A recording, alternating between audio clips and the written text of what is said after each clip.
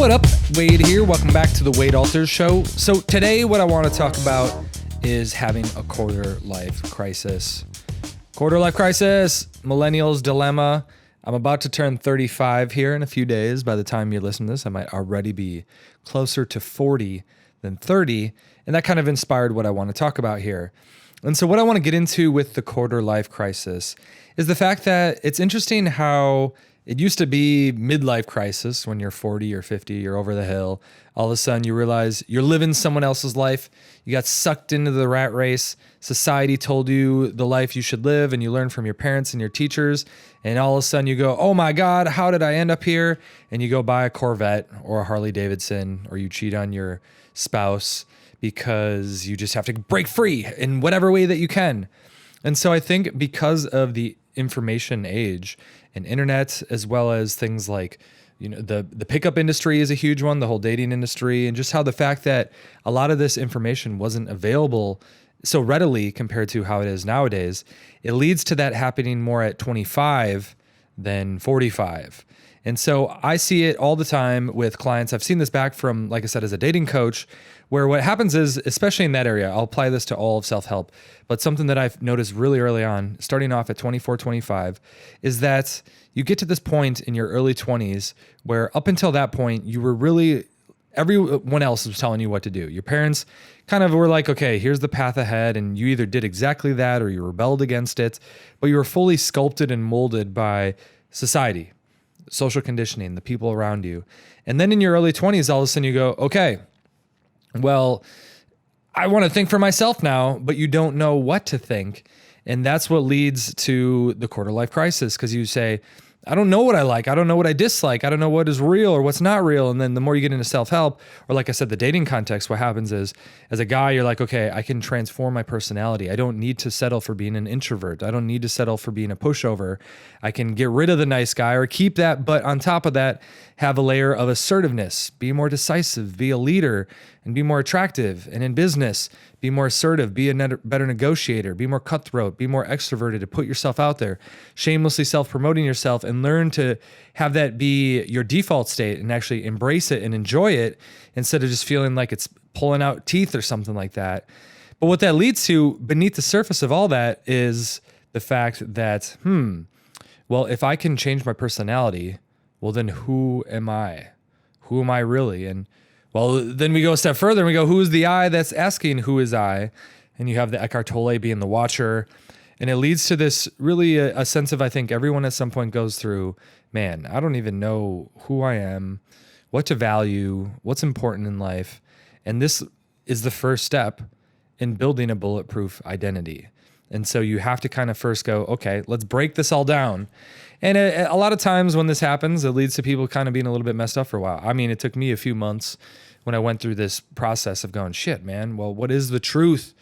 What do I really value? And then I read all sorts of crazy spirituality books, all the, Jed McKenna's, Eckhart Tolle, Ken Wilber, just, all the classic philosophy stuff, the Bhagavad Gita, Henry David Thoreau, Herman Hesse, even Moby Dick and all this stuff, and seeing the symbolism behind that, Walden, and going, okay, from there, I truly believe that the truth is where you got to get to. And the truth of the fact that, I can really create whatever life I want for myself. I can choose whatever values that I want to have. And any that I do have, hey, you could go down that rabbit hole far enough and say you shouldn't have any values because we're all going to die and go back into the ground and be one with Gaia and the nature again, and, just manifest through the universe and all the consciousness and all that crap.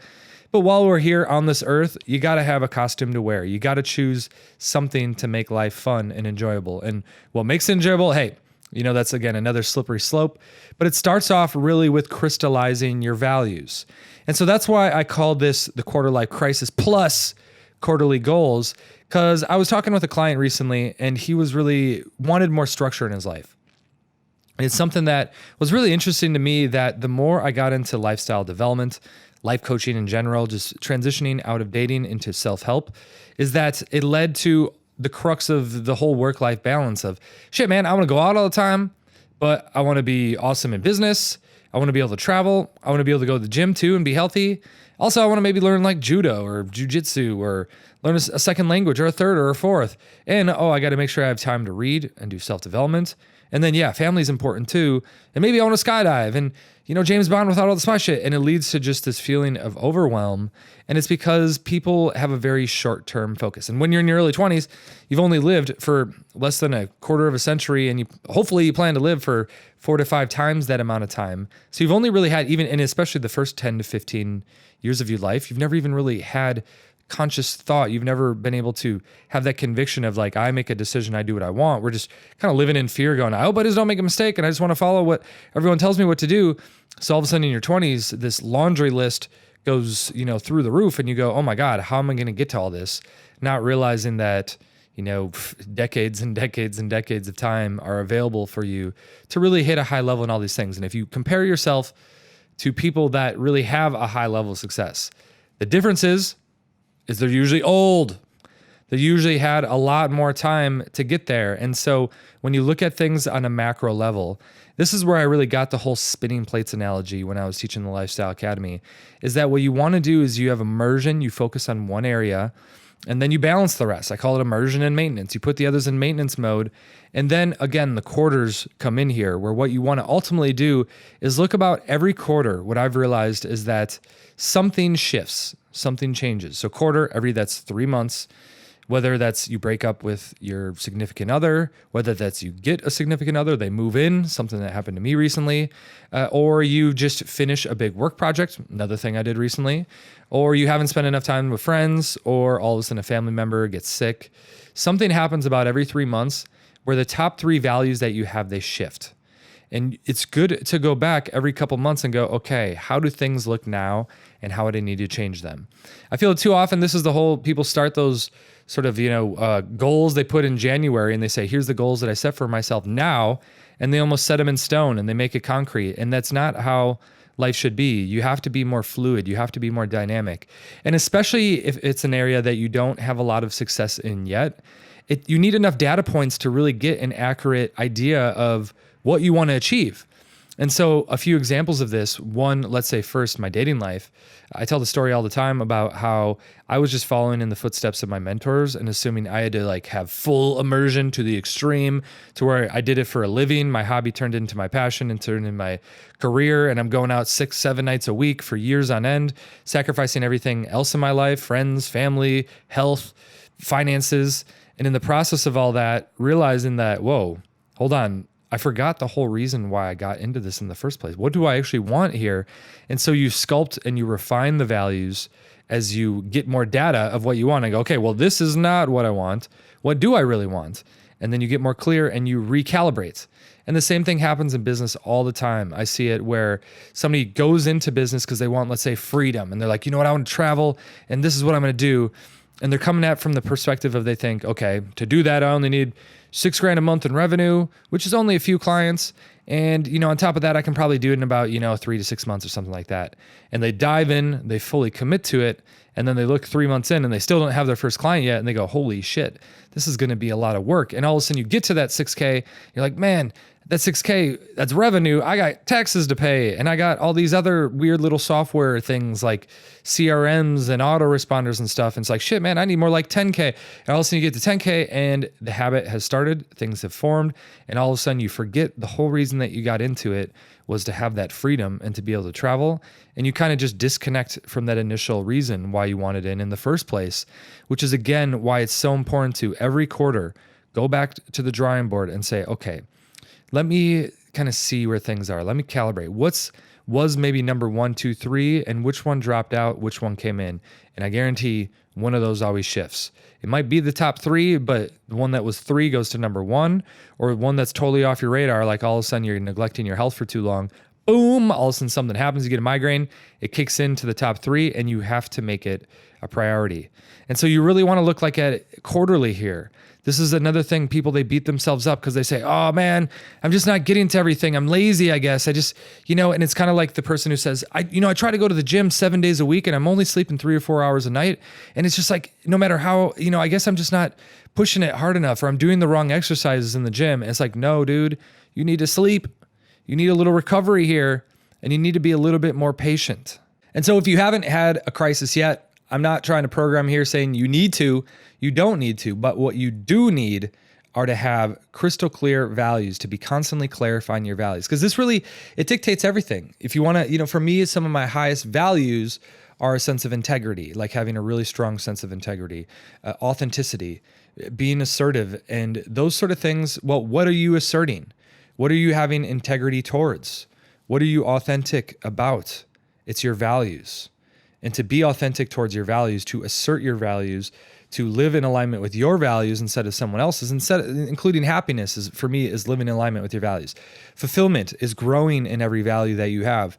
But you have to know what those are, and you have to crystallize them. Because the first step, we all might say we want to have a great dating life. We value having, if you're a man, success with women. If you're a woman, to have a great relationship or success with men. But what does that specifically mean to you? It's different for each person. And you can't follow in the footsteps of others blindly without every so often kind of taking stock and say, okay, is this really what I want?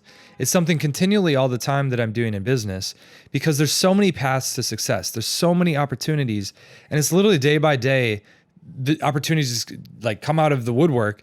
But if you don't have a decisive path ahead, if you don't know really where that end goal is, and to constantly be refining and calibrating it after every big move, especially, like I said, at least once a quarter, all of a sudden you're going to end up somewhere you don't want to be.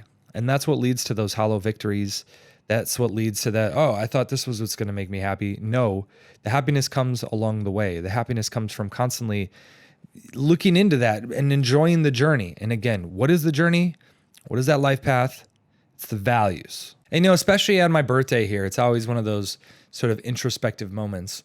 And I take stock of where my life is at and what I want out of it. If I look at how much emphasis I've had on the business and how I'm really excited to be balancing things out. With my girlfriend, having her move in a few months ago was great. Lots of opportunities for growth, as I like saying. On top of that, us going to Mexico here tomorrow and just having an amazing trip. We got the Swede, like where you swim out of your room into the main pool with a view of the ocean, and just flushing out the cortisol after the big baseline launch and everything like that. And kind of taking stock. That's for me, whenever I have those big moments, it's like, okay, how can I get out of my current settings and really figure out, okay, what's next? Because a lot of times we really get stuck in a rut. I noticed this way back when I was single, and all of a sudden I'm like, trying to, just get in a good flow state, be social, talk to people. The times that I always got out of a rut was when I traveled, because it gets you out of those old habitual patterns and it puts you in a new context, and you go, whoa, and you start thinking outside the box a little bit. So this is, for me, like I said, it's something that I do every quarter pretty much, is me taking a trip and going, okay, make sure to take some sort of pen and paper, take a journal. Try not to take the laptop, because then you get sucked into this stuff that you don't want to. Have a good book and just sit around for a little while and think deep thoughts, and just think back and go, okay, well, where am I at now? Take stock of, okay, what's happened? What needs to change? What needs to calibrate? What needs to shift here? And what is the biggest lever for me to really hit the next level? And then what happens is over time, you do that enough, and every quarter you're spinning those plates faster and faster. People look up to you and they go, oh my God, your health is amazing. And you got a great family. Your finances are on point, and you're doing what you love. Everything just seems that you got the relationships on point. You got a great social circle. How do you do it all? And it's not in a day. It's from this constant process of quarterly goals, quarterly living, no quarter life crisis anymore. There we go. Hope you have a great week. I'm enjoying my birthday month. And as always, enjoy.